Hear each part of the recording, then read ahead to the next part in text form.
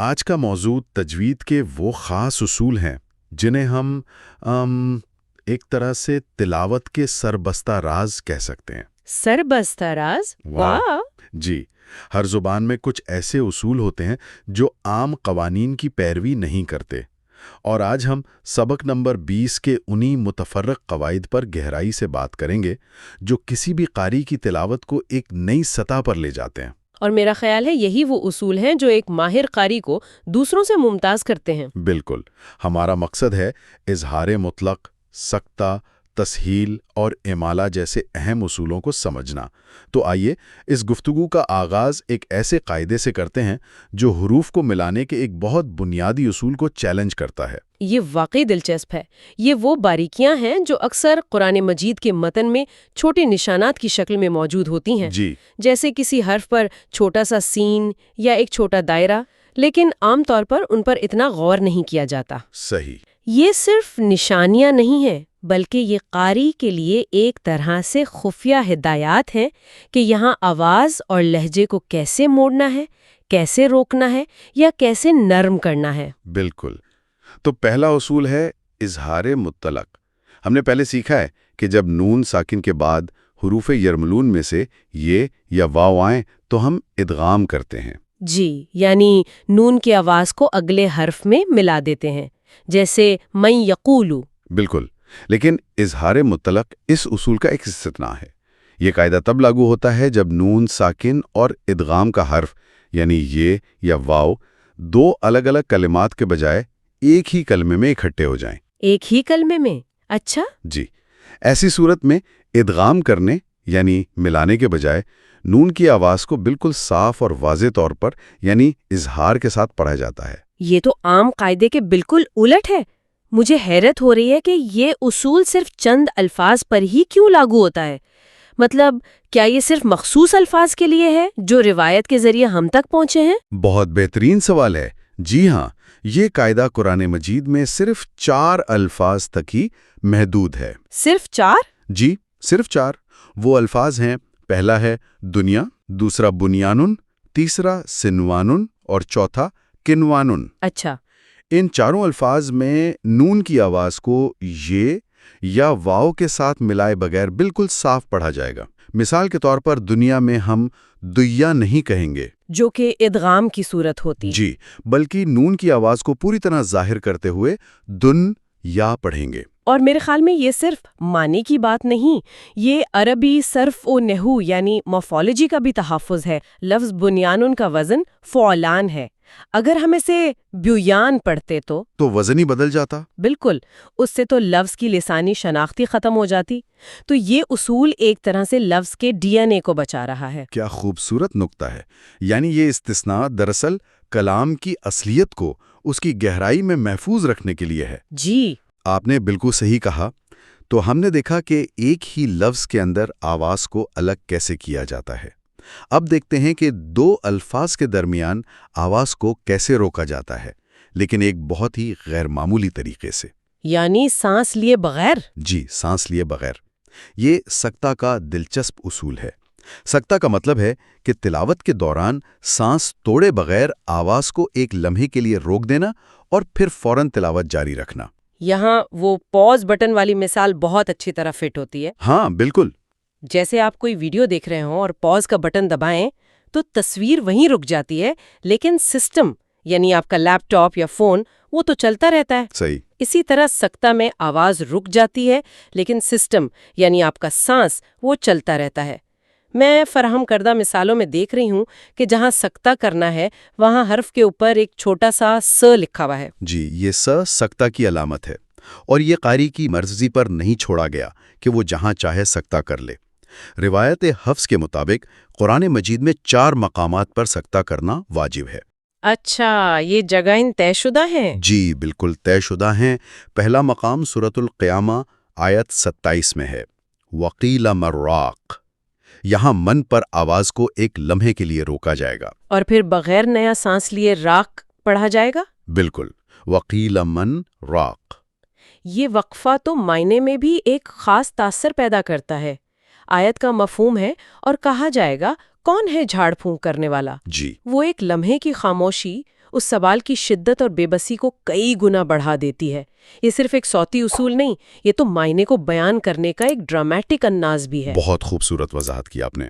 دوسرا مقام ہے سورۃ المطففین، آیت 14 میں، کلا بل رانا، یہاں بل پر سکتہ کیا جائے گا۔ ہرگز نہیں، بلکہ ان کے دلوں پر زنگ چڑھ گیا ہے۔ یہاں بل پر رکنا اس بات پر زور دیتا ہے کہ اصل مسئلہ کیا ہے۔ بالکل۔ تیسرا مقام سورۃ یاسین آیت 52 میں ہے، مم مرقدنا ھذا، یہاں مرقدنا کے بعد سکتہ ہے۔ اور چوتھا اور آخری واجب مقام سورۃ الکہف کی پہلی آیت کے آخر میں ہے، ایوجن قیمن، یہاں ایوجن پر سکتہ کیا جائے گا۔ جی مجھے یاد ہے میرے استاد کہتے تھے کہ سانس روکنا آسان ہے لیکن سوچ کو چلتے رہنا مشکل ہے۔ واہ، اس ایک لمحے کے توقف میں آپ کو اگلے لفظ کے لیے ذہنی طور پر تیار رہنا ہوتا ہے۔ یہ صرف آواز کا نہیں بلکہ توجہ کا بھی امتحان ہے۔ آپ نے سکتہ کے اوپر چھوٹے سین کا ذکر کیا، یہ مجھے ایک اور بصری تفصیل کی طرف لے جاتا ہے۔ قرآن مجید میں بعض مقامات پر حرف صاد کے اوپر یا نیچے ایک چھوٹا سا سین لکھا ہوتا ہے۔ یہ تھوڑا پیچیدہ لگتا ہے۔ کیا چھوٹے سین کی جگہ یعنی صاد کے اوپر یا نیچے ہونے سے قاعدہ بدل جاتا ہے؟ کیونکہ یہ دونوں حروف صاد اور سین، ان کی صفات میں زمین آسمان کا فرق ہے۔ جی، صاد ایک بھاری حرف ہے، مستعلیہ، جبکہ سین ایک باریک اور سیٹی والی صفت کا حامل ہے۔ تو یہاں ان دونوں کو اکٹھا کرنے کا کیا مقصد ہو سکتا ہے؟ جی بالکل، چھوٹے سین کی جگہ بہت اہم ہے اور اسی سے قاعدہ بدلتا ہے۔ اس کی 3 ممکنہ صورتیں ہیں۔ اچھا، پہلی صورت یہ ہے کہ صرف سا پڑھا جائے گا۔ اس کی مثال ہے لفظ یبسطو، یہاں آپ دیکھ سکتی ہیں کہ صاد کے اوپر ایک چھوٹا سا موجود ہے۔ جی نظر آ رہا ہے۔ اس کا مطلب ہے کہ یہاں صاد کی بجائے صاف سا کی آواز پڑھی جائے گی، یعنی یبسطو۔ اچھا، تو یہاں رسم الخط میں صاد کو برقرار رکھا گیا ہے لیکن صوتی طور پر اسے سا سے بدل دیا گیا ہے۔ جی، لکھا سا جائے گا، پڑھا سا جائے گا۔ یہ واقعی حیران کن ہے۔ اس کا مطلب ہے کہ قرآن کا رسم الخط اور اس کی تلاوت 2 الگ الگ متوازی روایات ہیں۔ رسم الخط میں صاد کو برقرار رکھنا شاید اس لفظ کی اصلیت کو محفوظ کرتا ہے۔ بالکل درست۔ اب دوسری صورت دیکھتے ہیں، صرف سا پڑھا جائے گا۔ اس کی مثال ہے المسیطرون، اس لفظ میں چھوٹا صاد کے نیچے لکھا ہوتا ہے۔ نیچے؟ اچھا، جی، یہاں صاد کو اس کی اپنی اور بھاری آواز کے ساتھ ہی پڑھا جائے گا، یہاں صاد کی آواز نہیں نکالی جائے گی۔ تو قاری کو اس چھوٹے سے حرف کی جگہ پر بہت دھیان دینا پڑتا ہے کہ وہ اوپر ہے یا نیچے۔ یہ تفصیل متن کے ساتھ گہرے احترام کو ظاہر کرتی ہے۔ اور تیسری صورت سب سے دلچسپ ہے، اس میں دونوں طرح پڑھنا جائز ہے، لیکن صاد پڑھنا بہتر ہے۔ دونوں جائز ہیں؟ جی، اس کی مثال ہے لفظ بمسیطرن، یہاں صاد کے اوپر چھوٹا سین ہے، لیکن اصول یہ ہے کہ آپ اسے بمسیطرن بھی پڑھ سکتے ہیں اور بمسیطرن بھی۔ لیکن صاد کے ساتھ پڑھنا افضل سمجھا جاتا ہے؟ جی، صاد کے ساتھ پڑھنا افضل اور راجح ہے، تو قاری کو اختیار دیا گیا ہے، لیکن ایک ترجیح بھی بتا دی گئی ہے۔ یہ تو کمال ہے، ایک ہی لفظ کو ادا کرنے کے 2 طریقے اور دونوں ہی درست مانے جاتے ہیں۔ یہ قرآن کی قرات میں موجود وسعت کو ظاہر کرتا ہے۔ اب 2 بہت ہی منفرد صوتی تکنیکوں پر بات کرتے ہیں۔ یہ خالصتاً ادائیگی اور لہجے سے متعلق ہے۔ پہلی ہے تسہیل۔ تسہیل کا مطلب ہے آسان کرنا یا نرمی کرنا۔ پہلا زبر کے ساتھ اے اور دوسرا بھی زبر کے ساتھ اے۔ عام طور پر 2 حمزہ ایک ساتھ پڑھنا زبان پر ایک جھٹکا سا دیتا ہے۔ جی، ثقیل سمجھا جاتا ہے۔ تو یہاں دوسرے حمزہ کو نرم کیسے کیا جائے گا؟ اس میں دوسرے حمزہ کو واضح آ کی آواز کے بجائے نرمی سے حمزہ اور الف کے درمیان کی کیفیت میں ادا کیا جاتا ہے۔ یہ ایک بہت ہی ہموار اور لطیف منتقلی ہے۔ یعنی اے آ جمیون کی طرح جھٹکے سے نہیں، بلکہ آ جمی یون کی طرح نرمی سے پڑھا جائے گا۔ آواز میں سختی ختم ہو جاتی ہے اور ایک بہاؤ پیدا ہو جاتا ہے۔ اور دوسرا اصول امالہ ہے، اس کا مطلب جھکانا ہے۔ یہ نام ہی بہت دلچسپ ہے۔ آواز کو کس طرف اور کیسے جھکایا جاتا ہے؟ جی، امالہ میں زبر یعنی فتح کی آواز کو زیر یعنی کسرا کی طرف اور الف کی آواز کو یہ کی طرف جھکا کر پڑھا جاتا ہے۔ اچھا، یہاں ڈمر سوئچ والی مثال کام آئے گی۔ آپ روشنی کو نہ پوری طرح آن کر رہے ہیں جو زبر کی طرح ہے اور نہ ہی پوری طرح آف کر رہے ہیں جو زیر کی طرح ہو، بلکہ آپ ایک درمیانی مدھم کیفیت پیدا کر رہے ہیں۔ یہ تو بہت ہی خوبصورت تصور ہے، ایک ایسی آواز جو نہ مکمل طور پر او ہو اور نہ ای، بلکہ ان دونوں کے درمیان ہو۔ کیا اس کی بھی قرآن میں مخصوص مثالیں ہیں؟ روایت حفص میں اس کی صرف ایک ہی مشہور مثال ہے، اور وہ ہے سورت ہود میں لفظ مجرئی ہا۔ مجرئی ہاں۔ جی، یہاں را کے اوپر جو کھڑا زبر ہے اسے سیدھا را پڑھنے کے بجائے اس کی آواز کو یا کی طرف جھکایا جاتا ہے، یعنی مجرے ہا۔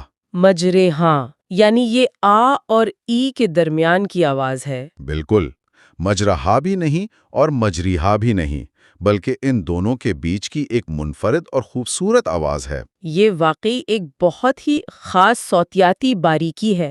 یہ ظاہر کرتا ہے کہ تلاوت کا علم کتنا دقیق اور مفصل ہے۔ آخر میں ایک بہت ہی خاص قاعدہ جو صرف ایک مخصوص عبارت کے لیے ہے، بیسل اسم الفسوق، یہ سورۃ الحجرات میں آتا ہے۔ اس عبارت کے رسم الخط کو دیکھتے ہوئے ایسا لگتا ہے کہ الاسمو میں موجود الف کو پڑھنے میں چھوڑ دیا گیا ہے۔ عام طور پر تو بیسا پر رک کر الاسمو پڑھا جاتا ہے، لیکن ملا کر پڑھنے کا کیا اصول ہے؟ آپ نے بالکل صحیح مسئلے کی نشاندہی کی، کیونکہ بیسا کا سین بھی ساکن ہے اور الاسمو کا لام بھی ساکن ہے۔ دو ساکن حروف کو ملانا تو ممکن نہیں۔ جی، تو جب بیسا کو الاسمو سے ملا کر پڑھتے ہیں تو ایک منفرد تبدیلی ہوتی ہے۔ یہاں الاسمو کا ابتدائی حمزہ یعنی حمزۃ الوصل وہ گر جاتا ہے۔ اچھا، اس کی گرنے کے بعد لام ساکن رہ جاتا ہے۔ اب بیسا کے سین اور الاسمو کے لام کو ملانے کے لیے لام کو زیر یعنی کسرہ دے کر پڑھا جاتا ہے۔ تو اسے بسلسمو پڑھا جائے گا؟ بالکل، بسلسمو۔ یہ صرف اسی عبارت کے لیے ایک منفرد اصول ہے۔ یہ واقعی خاص ہے۔ یہ اس بات کی بھی دلیل ہے کہ تجوید کے اصول صرف منطق پر نہیں بلکہ بنیادی طور پر روایت اور سماع پر مبنی ہیں، یعنی جس طرح اسے سنا اور پڑھا گیا اسی طرح آگے منتقل کیا گیا۔ تو اس سب کا کیا مطلب ہے؟ آج ہم نے استثناءات کا ایک خزانہ دیکھا، اظہار مطلق کے وہ 4 الفاظ، سکتہ کے 4 مقامات، 100 اور 100 کی ادائیگی کے طریقے، اور آخر میں تسہیل اور امالہ کی منفرد صوتی ٹیکنیکیں۔ جی، یہ صرف اصول نہیں ہے بلکہ یہ وہ باریکیاں ہیں جو قرآنی تلاوت کے اس آہنگ، معنی اور موسیقیت کو محفوظ رکھتی ہیں جس طرح اسے نسل در نسل سکھایا گیا ہے۔ اس سے یہ ظاہر ہوتا ہے کہ مہارت تفصیلات میں پوشیدہ ہے، چھوٹے نشانات کو پہچاننا اور آواز میں لطیف تبدیلیوں کو سمجھنا۔ یہ صرف الفاظ پڑھنے اور انہیں فن اور صحت کے ساتھ تلاوت کرنے کے درمیان کا فرق ہے۔ یہ متفرق قواعد تلاوت پر آخری پالش کی طرح ہیں۔ صحیح کہا۔ سکتہ کے مقامات پر معنی خیز توقف کرنا اور امالہ کی ادائیگی میں مہارت حاصل کرنا ایک مبتدی کو اس شخص سے ممتاز کرتا ہے جو متن کی گہرائی اور نزاکت کو صحیح معنوں میں سمجھتا ہے۔ بالکل۔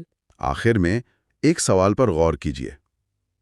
آخر ان خاص الفاظ اور مقامات کو ان منفرد اصولوں کے لیے کیوں منتخب کیا گیا؟ ان استثناءات کا خدائی کلام کے صوتی بہاؤ اور لسانی حسن میں کیا گہرا مقصد ہو سکتا ہے؟